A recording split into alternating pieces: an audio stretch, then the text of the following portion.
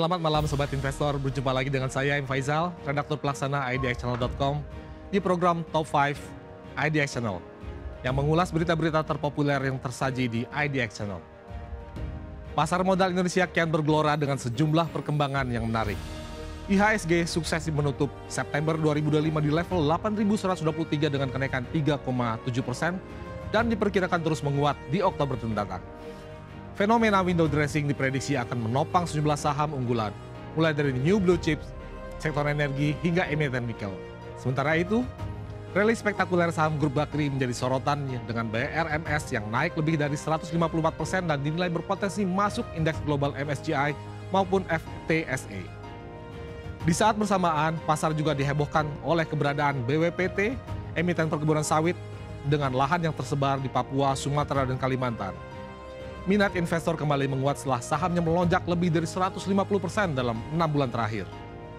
Di sisi lain, kebijakan pemerintah untuk menaikkan cukai rokok rata-rata 10% pada 2025 membuat harga jual eceran kian mahal. Langkah ini tak hanya bertujuan menekan konsumsi, tetapi juga menjaga penerimaan fiskal negara di tengah kebutuhan pembiayaan yang tinggi. Sosok Hermanto Tanoko juga menjadi bahasan yang menarik minat membaca IDX Channel. Pengusaha ini memiliki 8 emiten yang tergabung dalam Tancorp, mulai dari emiten cat, properti, air minum dalam kemasan alias AMDK, hingga farmasi. Diversifikasi portofolio ini memperlihatkan strategi bisnis yang solid dan kemampuan memanfaatkan pasar modal untuk ekspansi. Keseluruhan berita-berita tersebut memperkuat dinamika pasar modal saham nasional yang tetap atraktif meskipun diliputi tantangan global. Kami sudah merangkum berita-berita terpopuler tersebut untuk Anda, Sobat Investor. Berikut Top 5 IDX Channel hari ini. Berita pertama, saham unggulan Oktober, New Blue Chips dan nikel jadi sorotan. IHSG berhasil menguat sepanjang September 2025 dengan kenaikan 3,7% ke level 8.123. Bahkan sempat menembus rekor 8.169. Pencapaian ini terbilang istimewa karena September biasanya dikenal sebagai bulan bearish. Namun kali ini indeks justru menghijau setelah 3 tahun berturut-turut melemah. Analis melihat potensi lanjutan penguatan di Oktober dengan proyeksi IHSG menembus level 8.200 hingga 8.300. Fenomena window dressing juga diperkirakan memberi dorongan tambahan pada sejumlah sektor. Saham-saham yang diprediksi menjadi sorotan meliputi new blue chips konglomerat seperti PTRO, Brand, BRPT, CDIA, Cuan, serta emiten nikel, MBMA, NCKL, Inco, ANTM. Selain itu, saham lain seperti EMTK, Buka, JPFA, dan ICBP juga dinilai layak dipantau investor.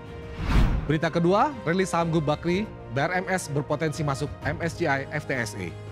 Saham-saham grup Bakri mencatat rally spektakuler, terutama BRMS yang mencetak ATH di Rp940 setelah naik lebih dari 154% sejak awal tahun. Lonjakan serupa juga terjadi pada Bumi, Dewa, dan VKTR yang masing-masing meroket berkat dukungan sentimen positif sektor tambang dan kendaraan listrik. Analis menilai katalis utama dari rally ini adalah antara lain restrukturisasi ekuitas, prospek ekspansi bisnis dan efisiensi struktur royalti batubara. BRMS bahkan dinilai berpotensi masuk indeks global MSCI dan FTSE jika konsisten bertahan di atas level 600. Selain itu, masuknya BRMS ke daftar konstituen VanEck Gold Miners ETF atau GDX memberi eksposur global yang lebih luas. Transformasi Dewa dan stabilnya kinerja Bumi semakin memperkuat optimisme terhadap prospek saham-saham grup Bakri ke depan. Berita ketiga, siapa pemilik saham BWPT? Kebun Sawit Papua jadi sorotan. PT Eagle High Plantation Tbk atau BWPT adalah perusahaan perkebunan sawit dengan lahan sebanyak 87.000 hektar yang tersebar di Sumatera, Kalimantan, dan Papua. Perusahaan ini juga memiliki kapasitas pengolahan sawit hingga 2,2 juta ton per tahun dengan produk yang sudah bersertifikat RSPO. Berdasarkan data BI, per Agustus 2025, pemegang saham terbesar BWPT adalah PT Raja Wali Capital dengan 37,7%, disusul FIC Properties SDN BHD sebesar 37% dan masyarakat sebanyak 23,98%. Kendali utama ada pada Raja Wali Capital yang merupakan bagian dari Raja Wali Corporate milik pengusaha Peter Sondag.